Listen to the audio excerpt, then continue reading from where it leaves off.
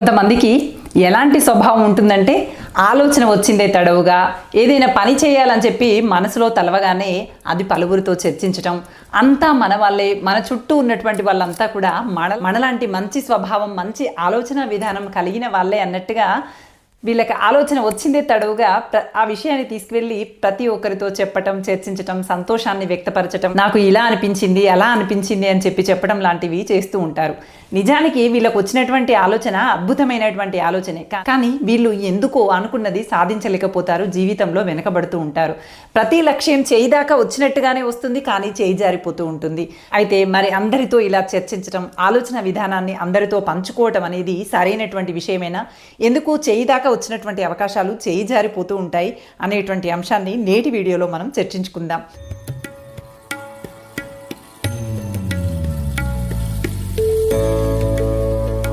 Welcome to Keerthi creatives. నేను మీ కీర్తనారెడ్డి. మంచి మంచి ఆలోచనలు వస్తూ ఉంటాయి. కొంతమంది ఆలోచనగా వదిలేసేటువంటి వాళ్ళు కొంతమంది అయితే, ఆలోచనని ఆచరణాత్మకంగా ముందుకు తీసుకెళ్లే వాళ్ళు మరికొందరైతే, వచ్చినటువంటి ఆలోచనని మౌనంగా ముందుకు తీసుకెళ్లేటువంటి వాళ్ళు కొందరైతే, తమకు ఆలోచన వచ్చిందే తడవుగా ఇట్టే ఆ విషయాన్ని తీసుకెళ్లి పలువురితో చర్చించి, ఇలా చేస్తే ఎలా ఉంటుంది, అలా చేస్తే ఎలా ఉంటుంది, నేను ఇలా చేద్దాం అనుకుంటున్నాను, ఇలా చేస్తే ఖచ్చితంగా సక్సెస్ అవుతాను, నేను ఇది సాధించి చూపిస్తాను అన్నట్టుగా సంతోషంతో పలువురితో ఆ విషయాన్ని చర్చిస్తూ ఉంటారు, చెప్పుకుంటూ ఉంటారు.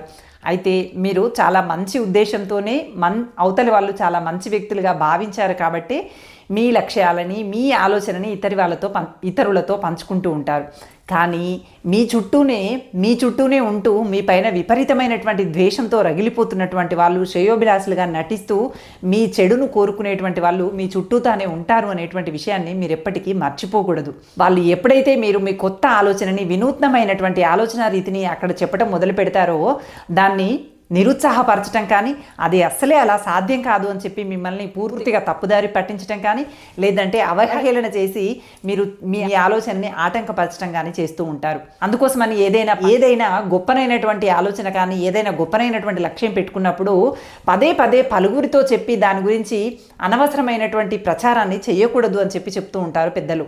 మౌనంగా ఉండాలని చెప్పి, పని పూర్తయిన తర్వాత మాత్రమే అందరికీ తెలియజేయాలని చెప్తూ ఉంటారు. అందుకే కొన్ని మంచి విషయాలని పెద్దలు వెంటనే బయట పెట్టరు, అది పూర్తయిన తర్వాత అప్పుడు చెప్తూ ఉంటారు. వాళ్ళ ఉద్దేశం కనుదిష్టి తగులుతుందనో, నలుగురి నోళ్లలో నారటం వల్ల పని ఆలస్యం అవుతుందనో, 10 మంది పలు రకాలుగా ఈర్ష్య పడుతూ ఉండటం వల్లనో, వాటికి సంబంధించినటువంటి ఫ్రీక్వెన్సీస్ వల్లనో మన పని ఆలస్యం అవుతుందని చెప్పి పెద్దవాళ్ళు భావించి ఆ పనిని బయటికి చెప్పకూడదు, పని పూర్తయిన తర్వాత మాత్రమే చెప్పాలి అని చెప్పి కొంతమంది వాళ్ళు తలపెట్టినటువంటి పనులను బయటికి చెప్పరు. అలా చెప్పకుండా ఉండటం అనేది సరైనటువంటి పద్ధతి. కనిపించిన ప్రతి ఒక్కరికి మీ ఆలోచన విధానాన్ని, ఆనందాన్ని పంచుకుంటూ వెళ్ళారనుకోండి, పని పూర్తి కాకముందే ఆటంకాలు ఏర్పడేటువంటి అవకాశం ఉంటుంది. అందుకోసమని దాన్నే నరుని దృష్టికి నాపరాయి అయినా పగిలిపోతుంది అని చెప్తూ ఉంటారు. ఈర్ష, అసూయ అనేవి అంతటి ప్రభావాన్ని చూపిస్తాయి. అవతలి వాళ్ళు తట్టుకోలేక మనల్ని తప్పుదోవ పట్టించడమో, మనకి ఆటంకాలు ఏర్పరచడం లాంటివో చేస్తూ ఉంటారు అనేటువంటి దూరదృష్టితో ఏర్పాటు చేసినటువంటి సిద్ధాంతం. తమకు ఆలోచన వచ్చిందే తడవుగా తను చేయాలనుకునేటువంటి పనిని వెంటనే ఆలస్యం చేయకుండా పలువురితో చెప్పటం, పలువురితో చర్చించటం లాంటివి చేసి తమ అవకాశాలని జారవిర్చుకోవటం, తాము చేయాలనేటువంటి పని పట్ల విశ్వాసాన్ని సన్నగిల్లేలాగా చేసుకోవటం లాంటివి చేస్తూ ఉన్నారు. మీకు ఇంకా అర్థం కావాలి అంటే నేను ఒక కథా రూపంలో చెప్తాను మీకు. అద్భుతంగా వేటాడగలిగేటువంటి పులి, నేను బాగా వేటాడగలను, నేను బాగా వేటాడతాను, నేను గురి పెట్టానంటే లక్ష్యం తప్పదు, నా తర్వాత ఇంకెవరైనా అని చెప్పి తను చేసేటువంటి ప్రతి పనిని అందరికీ డాంబికాలు చెబుతూ, తన గొప్పతనాన్ని తను ప్రదర్శిస్తూ, తను పూర్తి చేయాలనుకున్నటువంటి పనిని కూడా ముందుగానే నేను పలానా రోజు పలానా జంతువుకి గురిపెట్టబోతున్నాను అని చెప్పి ఇలా చెబుతూ ఉండేదట. ఇది చూసి తట్టుకోలేనటువంటి మిగతా జంతువులన్నీ దీన్ని ఎలాగైనా దిగజారేలాగా చేయాలి, దీనిలో ఉన్నటువంటి అద్భుతమైనటువంటి ప్రతిభ మనల్ని అందరినీ కూడా తక్కువ స్థాయిలో చూపిస్తుంది, దీని ప్రతిభని మనం తగ్గించాలి, దీని ఆనందాన్ని దీనికి దూరం చేయాలి అని చెప్పి భావించి ఏం చేశాయట, నెమ్మదిగా బుజ్జగిస్తూ ఆ పులి దగ్గరికి వెళ్ళి, ఇంత అందమైనటువంటి దానివి, ఇంత ప్రతిభ కలిగినటువంటి దానివి, నీ మెడలో ఒక హారం లాంటి గంట కనుక ఉంటే ఎంత అందంగా ఉంటావో తెలుసా, నీ తెలివితేటలకు మెచ్చి నీ మెడలో ఈ గంట కట్టాలనుకుంటున్నాము అని చెప్పి అడవిలో ఉన్నటువంటి మిగతా జంతువులు, ముఖ్యంగా ఈ పులి యొక్క తెలివితేటలని, ప్రతిభని తట్టుకోలేక తట్టుకోలేకపోతున్నటువంటి ఈర్ష్య పడుతున్నటువంటి జంతువులన్నీ కలిసి ఈ పులి మెడలో ఒక అద్భుతమైనటువంటి రంగురంగుల అందమైనటువంటి గంటని కట్టారట. ఇక అప్పటి నుంచి పులి వేటాటం కోసం వెళ్ళిన ప్రతిసారి ఓటమికి గురి అవుతూనే ఉంది. పులికి వేటాటం అనేది చాలా కష్టంగా మారింది. అసలు ఆకలికి తట్టుకోలేక క్షుద్బాధకి గురి అవుతూనే ఉంది. అంతేకాదు తను వేటాడటం తన వల్ల కాక ఎవరెవరి వద్దనైతే తన ప్రతిభ గురించి గొప్పగా చెప్పిందో వాళ్ళ దగ్గరికి వెళ్ళి దేహి అని ఆహారాన్ని అర్జించాల్సినటువంటి పరిస్థితులు ఏర్పడుతూ ఉన్నాయి. కానీ పులి తను చేసిన తప్పేంటో తను మాత్రం కనిపెట్టలేకపోయింది. పులికి వేటాటం అనేది చాలా ఇబ్బందిగా మారింది. మీరు ఎవరైనా ఊహించగలరా? పులి గంట కట్టిన తర్వాత ఎందుకు వేటాడలేకపోయిందో, ఎందుకు విపరీతమైనటువంటి ఆకలికి గురి అయిందో, ఎందుకు ప్రతిభ లేనటువంటి వాళ్ళ దగ్గరికి వెళ్ళి దేహి అని అర్థించాల్సినటువంటి పరిస్థితి ఏర్పడిందో మీరు ఎవరైనా ఊహించి ఉంటే నాకు కామెంట్ చేయండి. పులి వేటాడలేక ఇబ్బంది పడుతూ, పలువురిని అర్థించలేక ఇబ్బంది పడుతూ చివరికి తన ప్రాణాన్ని సైతం కోల్పోవాల్సినటువంటి పరిస్థితుల మధ్య ఇరుక్కుపోయిందట. ఇదిగో ఇలాగే మన లోపల కూడా విశేషమైనటువంటి ప్రతిభ, పలువురి నుండి మనల్ని వేరు చేస్తూ మనల్ని గొప్ప వ్యక్తిగా చూపించగలిగేటువంటి తత్వము, గురి పెట్టాము అంటే సాధించగలిగేటువంటి గొప్ప గుణము మన లోపల ఉంటాయి.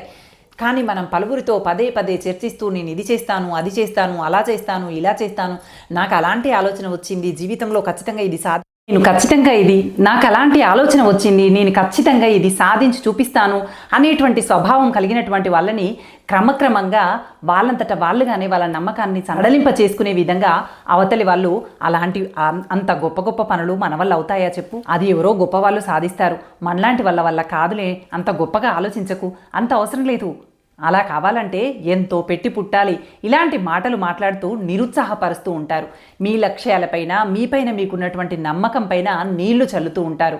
అందుకోసమని మీరు ఎలాంటి వ్యక్తులతో మీ లక్ష్యాల గురించి కానీ మీ ఆలోచనల గురించి కానీ మాట్లాడుతున్నారు అనేది చాలా ప్రధానమైనటువంటి విషయం. అలా కాకుండా కనిపించిన ప్రతి ఒక్కరితో మీరు ఆనందంగా ఉన్నారనో అద్భుతమైనటువంటి ఆలోచననో మీరు చర్చిస్తూ వెళ్ళారే అనుకోండి, నరుడి దృష్టికి నల్లరాయన పగులుతుంది అని చెప్పి అంటూ ఉన్నారు కదా. మరి అలాగే దృష్టి దోషం వల్లనో లేదనంటే మీ పట్ల ఉన్నటువంటి అసూయ వల్లనో మీ పట్ల మీకు నమ్మకాన్ని సడలింప చేయాలనేటువంటి అవతలి వాళ్ళ మాటల వల్లనో మీ లక్ష్యం అనేది, మీ ఆలోచన అనేది తప్పుదోవ పట్టేటువంటి అవకాశం ఉంటుంది. మీ అవకాశం చేయి జారిపోయేటువంటి అవకాశం ఉంటుంది. మీరు సాధించాలనేటువంటి తపన సన్నగిల్లిపోయేటువంటి అవకాశం ఉంటుంది. అందుకోసమని మీరు చేయాలనుకున్నటువంటి పనిని గురించి పదే పదే డంకా బజాయిస్తూ అందరికీ చెప్పుతూ కూర్చోకండి. కొంతమంది అద్భుతమైనటువంటి పొగడ్తలతో మన లక్ష్యాలపైన నీళ్లు కుమ్మరిస్తూ ఉంటారు, మనల్ని చల్లబరుస్తూ ఉంటారు. ఎలాగా అంటే ఈ పులి మెడలో గంట కట్టడం కోసం కనుక ఏ విధంగా అయితే పులిని చిన్నగా కాకా పడుతూ పులి మెడలో గంట కట్టడం కోసం ప్రయత్నం చేసి అందమైనటువంటి ఆభరణాన్ని వేస్తున్నట్టుగా పులి మెడలో గంట కట్టి ఏ విధంగా అయితే పులిని తన ప్రతిభను తాను కోల్పోయేలాగా చేశారో అదే విధంగా మిమ్మల్ని విపరీతమైనటువంటి పొగడతలతో మీ శ్రేయోభిలాషిగా నటిస్తూ మీ ప్రతిభను మీరు గుర్తించకుండా చేసేటువంటి అవకాశాలు ఉంటాయి. అందుకని ఆలోచన వచ్చిందే తడవుగా ప్రతి ఒక్కరితో దాన్ని పంచుకోకండి. పని పూర్తయ్యే వరకు మౌనంగా రహస్యంగా ఉంచేటువంటి ప్రయత్నం చేయండి. వీలైనంత వరకు సలహాలు తీసుకోవాలి. అవతలి వాళ్ళకి అంత తెలివితేటలు ఉన్నాయి, ఖచ్చితంగా వాళ్ళు మనం మేలోర్చగలుగుతారు అనుకున్నటువంటి వాళ్ళతో మాత్రమే ఆ విషయాన్ని చర్చించి 1కి 4 సార్లు ఆలోచించుకుంటూ అడుగులో అడుగు వేసుకుంటూ నెమ్మదిగా దిగ్విజయం వైపు అడుగులు వేయండి. మరి పులిమెడలో గంట ఎందుకు కట్టారో చెప్పండి. మరి ఎందుకు కట్టారో నేను ఇప్పుడు చెప్తాను. పులి వేటాడటం కోసం వెళ్ళిన ప్రతిసారి పులి మెడలో గంట మోగుతూ ఉంటుంది. పులి వస్తుంది అని పసిగట్టినటువంటి జంతువులు పరిగెత్తడం మొదలు పెడతాయి. ఇంకా పులికి వేటాడటం సాధ్యమవుతుందా చెప్పండి? ముందుగానే అప్రమత్తతో అడవిలో ఉన్నటువంటి జంతువులన్నీ కూడా పులి ఎక్కడైతే సంచరిస్తుందో ఆ ప్రాంతంలో ఉండకుండా శబ్దాన్ని పసిగట్టి సుదూర ప్రాంతాలకు వెళ్ళిపోవటం మొదలుపెట్టాయి. ఇంకా పులికి వేటాడటం సాధ్యమవుతుందా?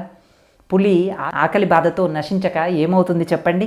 ఇదిగో ఇలాగే పొగడతలతో మనకేదో మంచి చెబుతామన్నట్టుగా, మన మంచి కోరే చెబుతున్నాము అన్నట్టుగా నటిస్తూ మన వల్ల కాదు, మనం చేయలేము అని చెప్పి మీ అద్భుతమైనటువంటి ప్రతిభ కలిగినటువంటి మీ నమ్మకం పైన, మీ ఆలోచనల పైన పులిమెడలో గంట కట్టినట్టుగా పొగడతలతో మీ నమ్మకంపై మీకే ఒక రకమైనటువంటి అనుమానం కలిగేలాగా, నేను సాధించలేనేమో అనేటువంటి భావన కలిగేలాగా మిమ్మల్ని జీవితంలో తక్కువగా చేసి చూపిస్తారు. ఇలాంటి వాళ్ళతో జాగ్రత్తగా ఉండాలి అంటే మన ఆలోచనల్ని ఖచ్చితంగా అదుపులో పెట్టుకోవాలి. ఎందుకంటే ఎవరి మనసులో ఏముందో, ఎవరు మన శ్రేయోభిలాషలో, ఎవరు మన చెడు కోరుకునే వాళ్ళో మనం గుర్తించలేము కదా. పైకి మన శ్రేయోభిలాషులుగా కనిపిస్తున్నప్పటికీ కూడా మనపైన విపరీతమైనటువంటి ద్వేషంతో రగిలిపోతుండేటువంటి వాళ్ళు కూడా ఉంటారు. కాబట్టి మీ ఆలోచనలను ప్రతి ఒక్కరితో చెబుతూ పని చేయటం కన్నా ముందే నేను ఆ పని చేస్తాను, ఈ పని చేస్తాను, నా వల్ల అదవుతుంది, నేను ఇది చేయగలను అని ప్రతి పనిని కూడా బహిర్గతపరుస్తూ అందరికీ చెప్పకండి.